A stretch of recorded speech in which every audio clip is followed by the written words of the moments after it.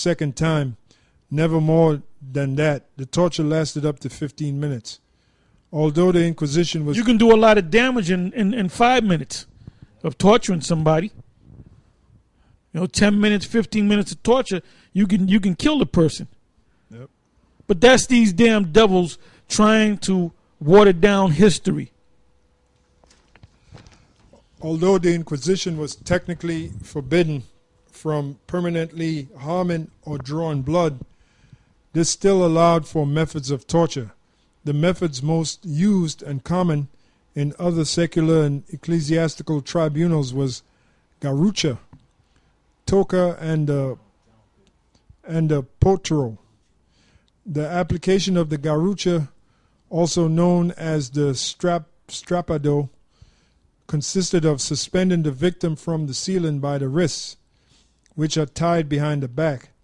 Sometimes weights were tied to the ankles with a series of lifts and drops, during which the arms and legs suffered violent pulls and was sometimes dislocated. The toca, also called the interrogatio mejorado del agua, consists... That's waterboarding. That's exactly what that is. Yep. So that waterboarding thing, they didn't make that up. That goes back to the late 1400s, man. That goes back to these Inquisitions, namely the Spanish Inquisitions. They're all Edomites, right? Yep. Go ahead. Yep. Consists of introducing a cloth into the mouth of the victim and forcing them to ingest water spilled from a jar, so that they had the impression of drowning. See waterboarding. The potro, the rack, was the instrument of torture used most frequently. The assertion that confessionium est verum non factum vi tormentorum, literally, a person's confession is truth, not made by way of torture. Yeah, so they torture you until we know that you did it. Say that you did it. You didn't do it, but we'll keep torturing you until you say that you did it. Yep. Until you admit it. Or we'll tell us this. Then you tell them that you don't know if it's true or not, or you know that you're telling a lie, but that's what they want out of you. So when they bring you before the tribunal, they'll say, well, he just confessed to doing it, or he confessed to this. The reason why he confessed, because you tortured his ass until he confessed to it. Yep. Going back to what I said, this man's a damn devil, man. And thank the Most High, Yahweh Ba'ashem Yahweh Shai, the Most High is getting ready to take this devil out very soon. Is there any more? Yeah. Sometimes follows a description of how, after torture had ended, the subject freely confessed to the offenses. Thus all... Of course, to get that to have him stop torturing his ass. He'll tell you that he killed Whistler's mother. He'll tell you that he shot Lincoln. He'll tell you any damn thing. He'll tell you that he went up Jack's beanstalk and met the giant. If you torture him enough. Yep. So, I mean, it's a damn shame that you Israelites out there can't understand and accept the fact that this man's a damn devil. Go ahead. Thus, all confession acquired by means of torture was considered completely valid, as they were supposedly made of the confessor's own free will. He said his own free will. Even though I had a towel over his head and I was pouring water down his throat and his nose, had him on the rack. He said he's telling the truth. That's the truth. He just confessed to it. Yep. I mean, do you need us to do it again? He'll confess again. Go ahead, motherfucking devils. Once the process concluded, the inquistadores met with a representative of the bishop and with the consultores, experts in... This was done in the so-called church, the so-called Holy Catholic Church. And with the consultores, experts in theology or canon law, which was called a consulta de fe. The case was voted and sentence pronounced, which had to be unanimous. In case of the discrepancies, the Suprema had to be informed. According to authorities within the Eastern Orthodox Church, there was at least one casualty tortured by those Jesuits, though most likely... the Jesuits, they got off on torturing people. Yep. They got off on that. Go ahead. One casualty tortured by those Jesuits, though most likely Franciscans who administered the Spanish Inquisition in North America, St. Peter de Lute. That's it on that. Okay.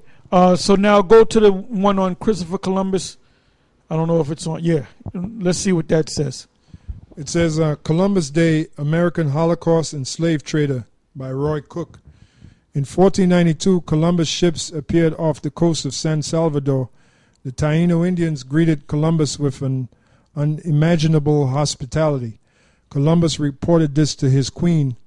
So tractable, so peaceful are these people that I swear to your majesties, there is not in the world a better nation. They love their neighbors as themselves, and their discourse is ever sweet and gentle, and accompanied with a smile. And though it is true that they are naked, yet their manners are decorous and praiseworthy. Columbus soon lost sight of the generosity and kindness of the Taino people. Contrary to popular legend, Columbus did not prove that the world was round. Educated people had known that for centuries. The Egyptian Greek scientist Eratosthenes, working for Alexandria and Aswan, already had measured the circumference and diameter of the world in the 3rd century BC. Arab scientists had developed a whole discipline of geography and measurement.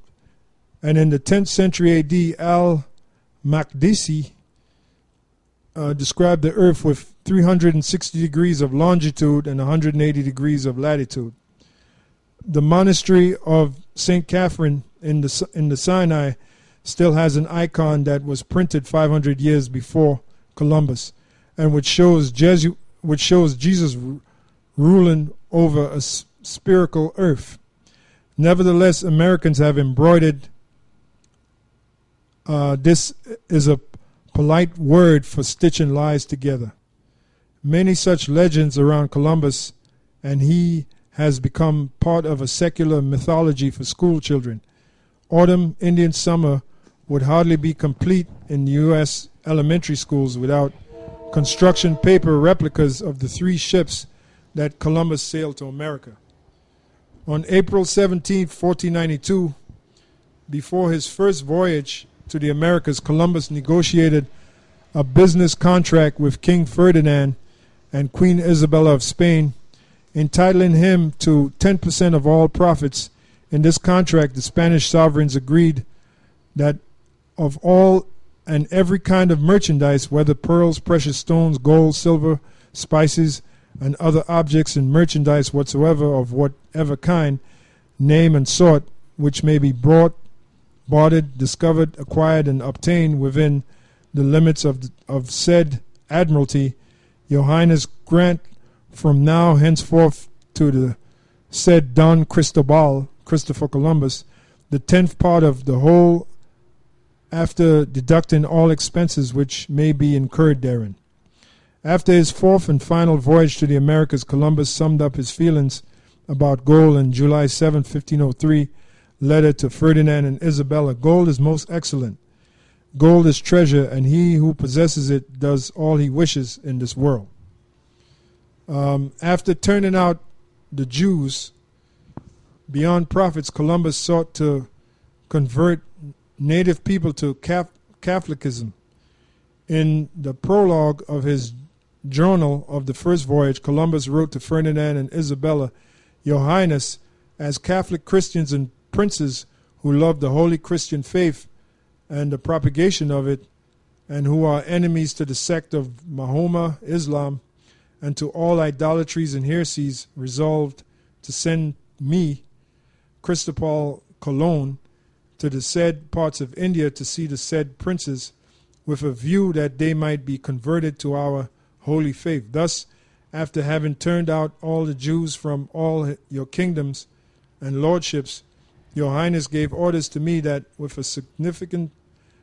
sufficient fleet, I should go to the said parts of India.